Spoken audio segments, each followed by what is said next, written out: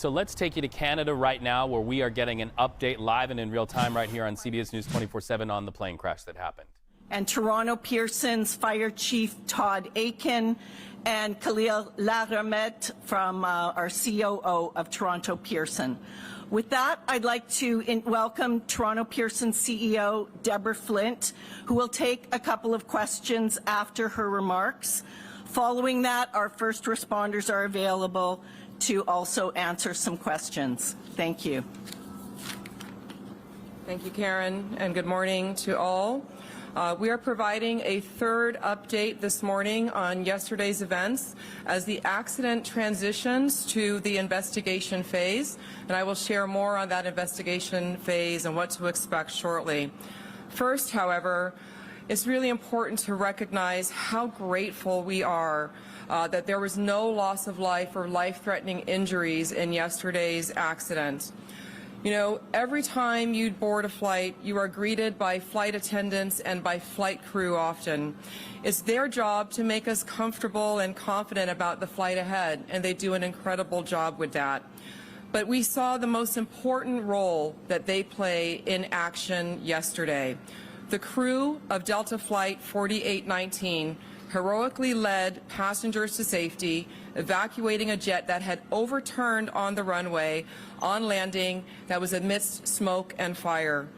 I thank each and every one of these heroes, every flight attendant and crew member on Delta Flight 4819. I also thank every flight attendant and crew member across the industry. Thank you for all that you do every day and every night in service of safe air travel. In regards to the accident yesterday, at approximately 2:15 p.m., Delta Airlines Flight 4819 from Minneapolis to Toronto, operated by subsidiary Endeavour Air, was involved in a single aircraft accident upon landing at Toronto Pearson. The plane was carrying 4 crew and 76 passengers, among them 22 Canadians.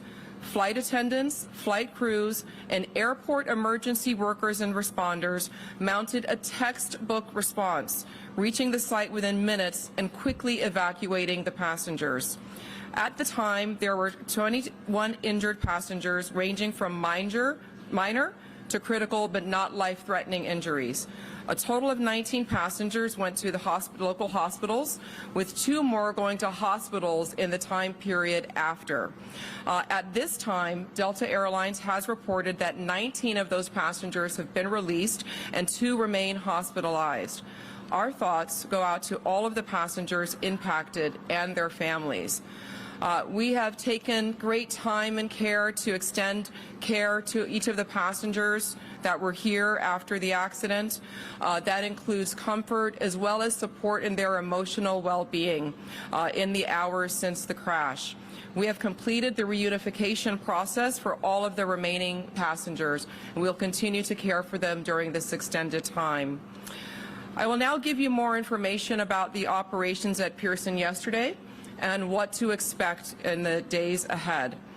From last Thursday to Sunday, Toronto Pearson saw extreme conditions, 2 separate snowstorms. On Thursday and Sunday, we got more than 20 inches, 50 centimeters of accumulated snow. That is actually not typical. In fact, it is more snow within that time window than we received in all of last winter. There were many delays and cancellations across this part of Canada and the U.S. Northeast during this time, creating numerous flight delays and backlogs. At Toronto Pearson, 221 of 974 scheduled flights were canceled on Thursday. 75 of 1,012 scheduled flights were canceled on Friday. 128 of 937 scheduled flights were canceled on Saturday, and 371 of 987 scheduled flights were canceled on Sunday. Monday was a clear day, though, and it was an operational recovery day for Toronto Pearson, with 1,006 scheduled flights. The results yesterday, in due part to the accident, were 462 scheduled flights canceled and 544 flights operated. Let's now talk about the investigation and what to expect in the next few days as we pivot to this phase. Last night, 7 members of the Transportation Safety Board of Canada arrived at Toronto Pearson to begin the investigation. 13 more of those investigators arrived today. Members of the U.S. Federal Aviation Administration are also here on site, participating in the investigation. As it is a Mitsubishi aircraft, Mitsubishi will be here on site as well, and Delta Airlines has sent their GO team who are already here on site. So what does this all mean for operations at Toronto Pearson today and in the days ahead?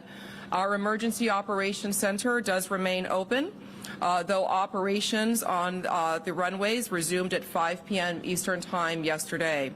We have been in recovery mode since resuming flights at 5 p.m. yesterday, catching up on delayed flights, and that continues into today as well. We are currently without use of our longest east-west and north-south runways.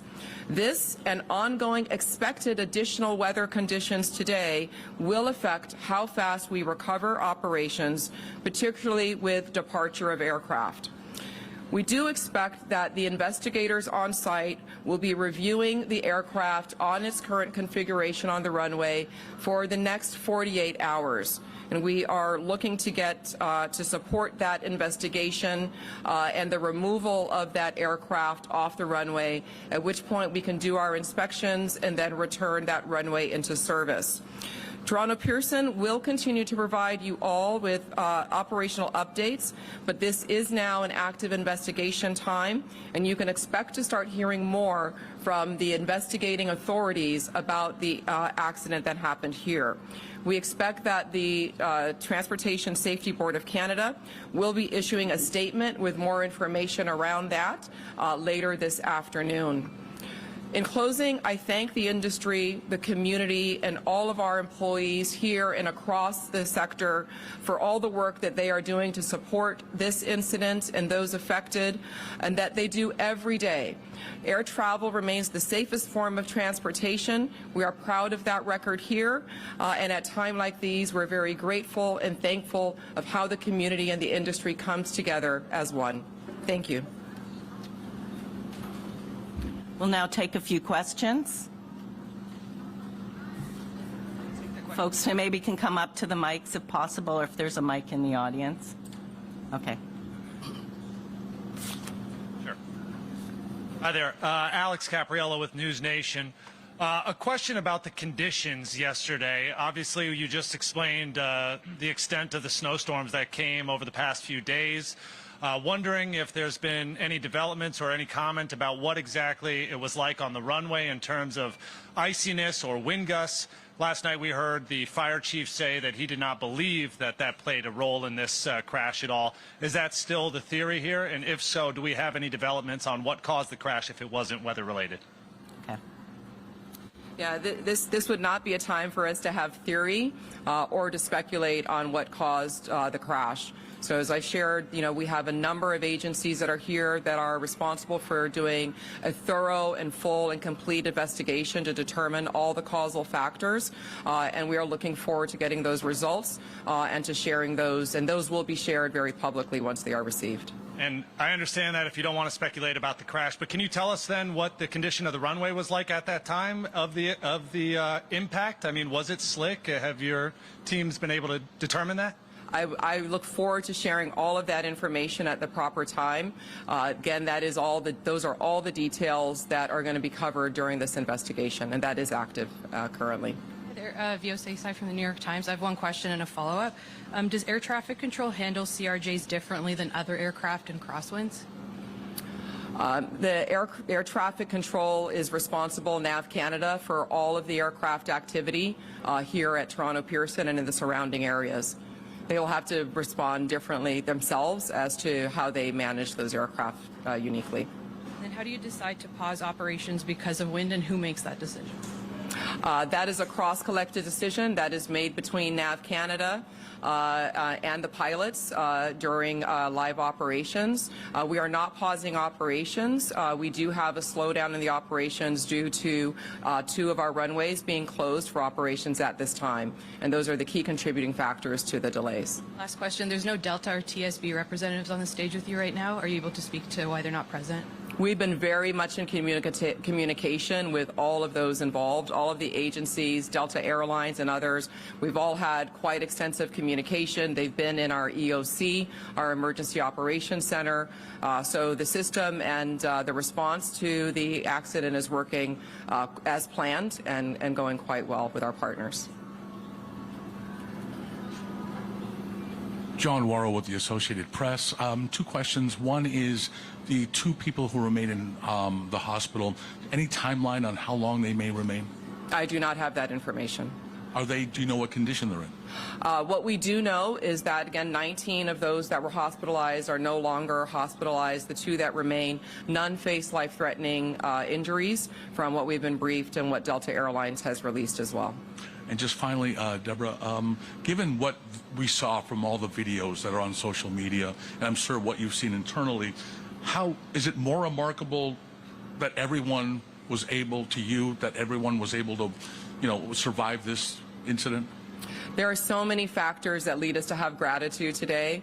Again, I cannot commend enough the crew, the flight attendants, pilots, and our emergency responders for their quick and effective response. It's really incredible, and when you see that aircraft, it just makes you really thankful for all the safety checks that go into running this one of the world's safest air transportation systems. Okay, we'll take questions now from the first responders, please. Good morning, Momin Qureshi from 680 News Radio. My question really is, last check, the wreckage was still out there on the runway. I just wanted to know if we know how long that will be out there and what kind of impact that's having on service here at the airport. Yeah, so as I shared, yes, that the remains of the aircraft will remain on the runway while the investigators are performing their reviews. We expect that could be about 48 hours. And so until that time, 2 of our runways will remain closed, and that is affecting the volume of traffic that we're having. So passengers should be looking and working with their airlines, checking our website for information on delays and potential cancellations as well for the next several days. Just as a follow-up to that, then, I've been upstairs, as many of us have, talking to passengers, and many of them, most of them, all of them really are understanding of the ripple effect, but are extremely frustrated by the lack of information or conflicting information. So just what do you say to your passengers right now who are trying to get themselves on flights to their destinations, but are left feeling frustrated by conflicting information or a lack of information? We are here very much at the airport to support and provide passenger care for people that might find themselves here at their airport and have their flights disrupted. So we'll continue to provide that customer care for them. But in the interim, please do check with your airlines, check your website, and check your apps for your most updated flight information. Thank you. We'll move now to questions to the responders. Thank you. Yeah, sure. It's Shauna with City News. Can you talk a little bit about the response, how long it took fire trucks to get to the plane, and can you talk a little bit about the flame that we saw in the video and the smoke, and was it easy to put out? And just really take us through the response. All right, Todd. Thank you for the question. The actual time, it was a very quick response from Toronto Pearson Fire Emergency Services. Upon arrival, the crew did witness spot fires. They were able to quickly knock down the spot fires using the aircraft rescue firefighting apparatus. Once the fires were knocked down, the crews did make entry and perform primary search and rescue. The passengers were all evacuated, and then they were taken to a secondary location at Station 2 for triage with our mutual aid partners. Just a quick follow-up. Can you describe what it was like? Because we've seen videos of the passengers hanging upside down in their seatbelts. Can you maybe just describe what it was like to get these people, hanging, cut down, and out of the plane? I believe that most of the passengers self-evacuated at that time, and upon arrival, they were being escorted to a second location.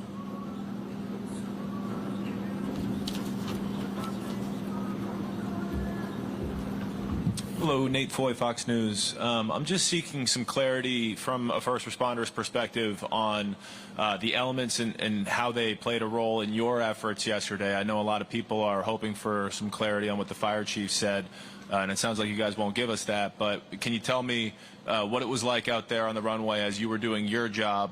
Was the runway dry and the wind gust, how did it impact you?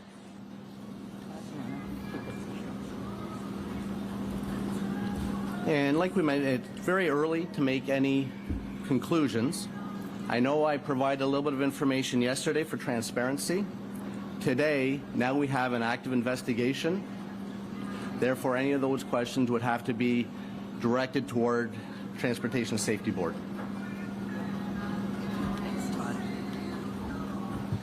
Hi there, Karen Lieberman with Global News. Besides the chief, I just wondered if any of the other first responders could speak to their own experiences and what you found and how you cared for some of these passengers.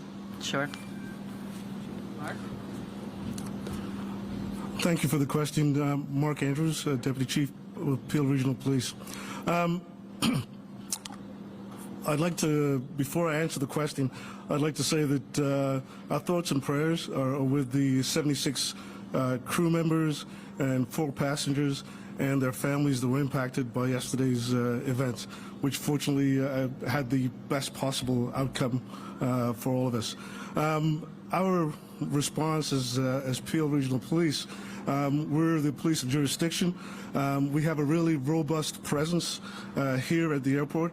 We actually have a fully functioning division with 100 officers and civilians located. We have a presence on the public side and the private side.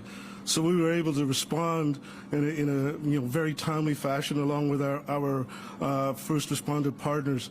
The conditions were difficult, but I will say this, that we regularly practice with our partners in fire and EMS and the GTAA and Transport Safety Canada.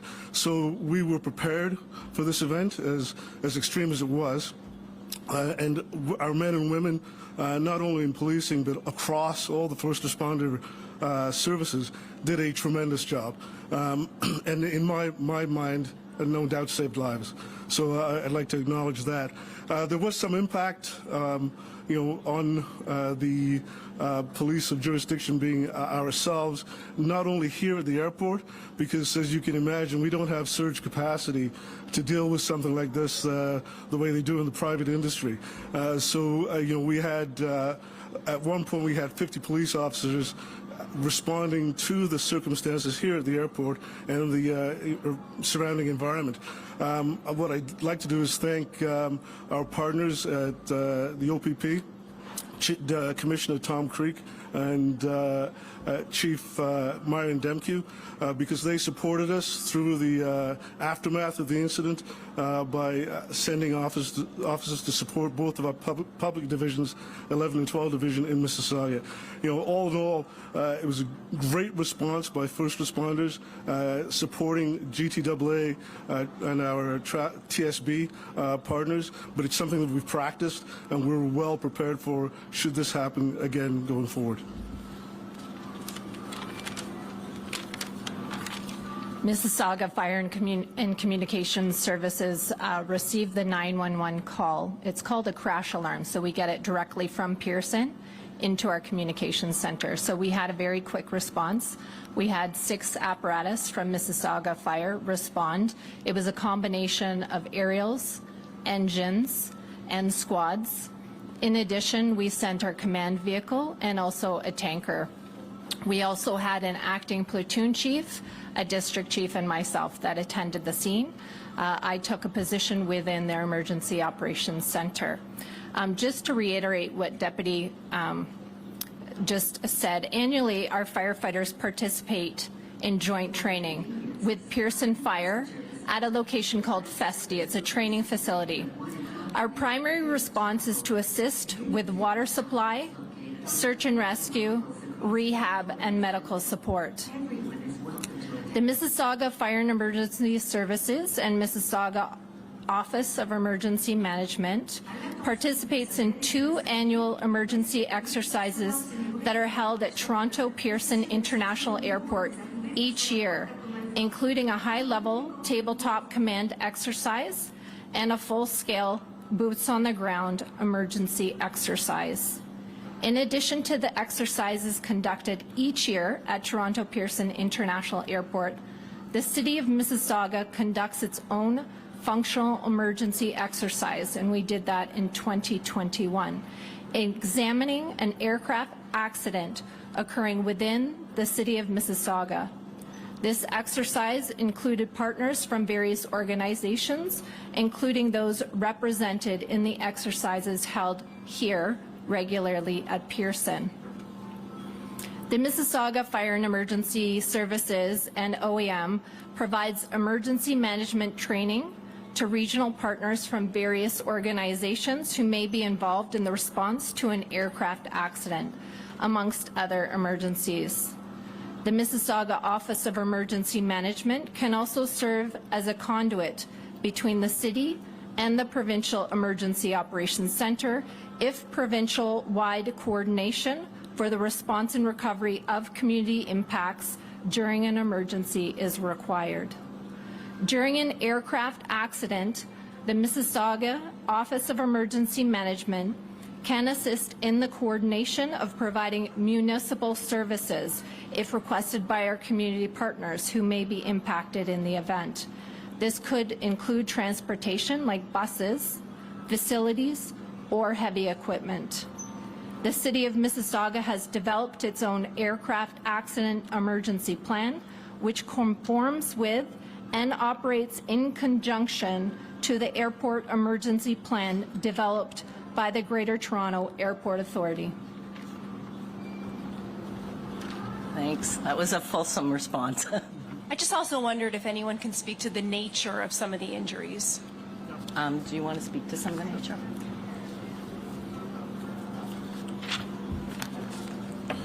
Good afternoon. My name is Corey Takach. I'm a commander of operations within Peel Regional Paramedic Services. So upon our arrival of the crash site, our staff were faced with a multitude of different injuries, mainly stemming from back sprains, head injuries, anxiety, some headaches, nausea and vomiting due to the fuel exposure. So those were the common sort of injuries that we had come across. Any more questions? Please, Mal Hamidi, Canadian Press. Just want to follow up on this rescue effort. Can you please provide some details on the timeline? How long did you, paramedics and firefighters did it take for them to get to the airplane, and how long did it take for them to evacuate the airplane? Okay, Todd, you want to take that? Yeah, the response from Toronto Pearson Fire Emergency Services was minutes. Because there is an active investigation, we won't be able to provide the details, but it was a very quick response from Fire Emergency Services as well as our response partners that just spoke. Can you please also comment on the role that flight attendants played in evacuating the airplane? We saw some videos on social media where basically doing their job, helping passengers get off the plane. Can you please comment on their role in this? Sure, absolutely. We train for such events. We're very well prepared and trained, and the firefighters responded textbook. They were able to knock down the fire. They're able to assist the passengers getting off the plane and then performing triage and then response to the hospitals. Thank you. Next question. Hi, I'm Alex Miller with Scripps News. I know you can't confirm what you saw on the runway, but can you confirm that the runway had been coded as fives across the board as a wet runway for the pilots, which is a runway with light snow or slush? Sorry, I don't know if I followed that question. Do you want to answer, or do you want to repeat it?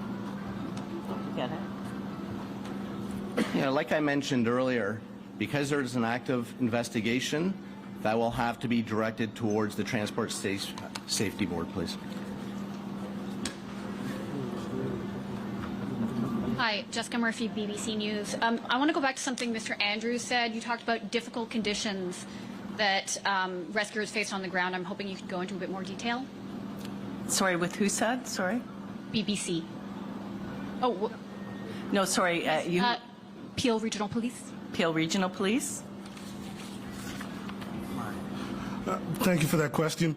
The conditions that I was speaking of is the environmental conditions, the cold, the wind, the fact that we were still having the occasional snow. But those are conditions, again, that we're used to working in as first responders, and our people, along with the other first responders, did a tremendous job of responding in those conditions. It's part of the environment that we operate in. Megan Fitzpatrick from CBC News. What can you tell us about the child that was airlifted to sick kids? You've been listening to a wide-ranging news conference from various officials there in Canada responding to the fact that you do see a Delta Airlines plane belly up there still all of these hours later on a runway, knowing that 80 people survived, but many of those are injured, 2 people in critical condition. That news conference revealing so far the path to finding answers, but largely not providing many answers. So let's drill down. Former NTSB air safety investigator Gregory Feith. Gregory, good to have you with us. An airplane flipped upside down, that Delta logo upside down, not a great look. Are you taken back by the fact that Delta Airlines didn't have somebody in the room there at that podium? I'm kind of curious as to why they didn't at least have some of their care team people. Though that's the team that typically the airline will have to assist any of the passengers.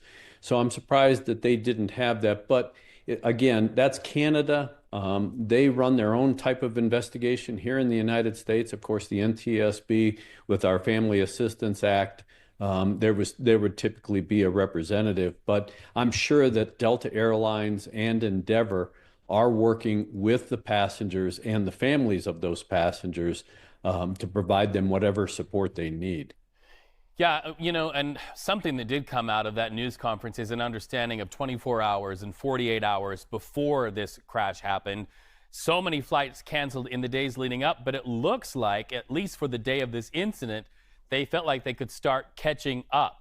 Do you agree with them catching up and letting flights land, even in the bad weather conditions that we know were present during the crash? Well, when you think about it, Reed, the airport, yes, they have control over operations, but it really is determined by pilots and airlines as to whether or not it is safe to operate at that airport under specific weather conditions. And in this case, because the visibility was good, it was really a wind condition. That's a very subjective thing. The airlines do set standards, and the pilots have to not only be trained to it, but they have to abide by whatever those standards are. The question that's going to be one of the many questions that's going to be answered or needs answers is crew qualifications, and the fact that they'll be looking at experience, they'll be looking at their training, their background, their history, and previous experience under these types of conditions, possibly even to this airport. Those are a lot of the questions that will have to be answered during the interview process with the flight crew. So this was also something that was caught on so many different cameras from so many vantage points. What role does video have to play in studying whether this plane functioned correctly, whether the landing gear was all the way down?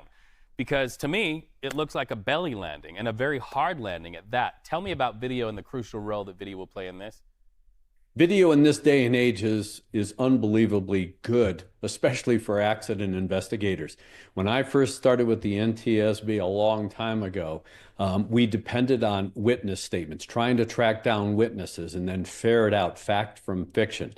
Now we have these electronic witnesses, as I refer to them. That's video. They don't lie. They don't make up a story.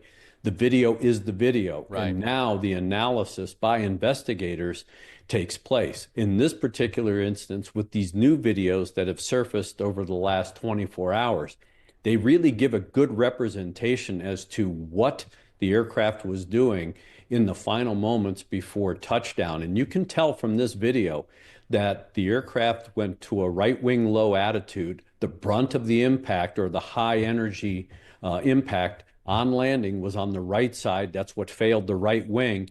The aircraft then slid on its right side. The left wing continued to produce lift, which rolled the airplane over. You can see that from the left wing coming over the top. So All of these things help investigators not only determine what the aircraft was doing prior to touchdown, but what happened after touchdown.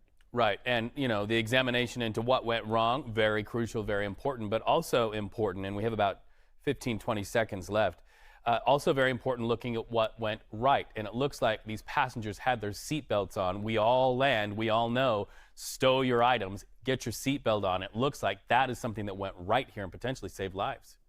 Absolutely. It's all about passenger situational awareness, cinching up that seatbelt and really understanding where you are in relation to an exit. That's what's going to help you, especially given the fact that this airplane had rolled upside down. So now the ceiling is the floor and the floor is the ceiling.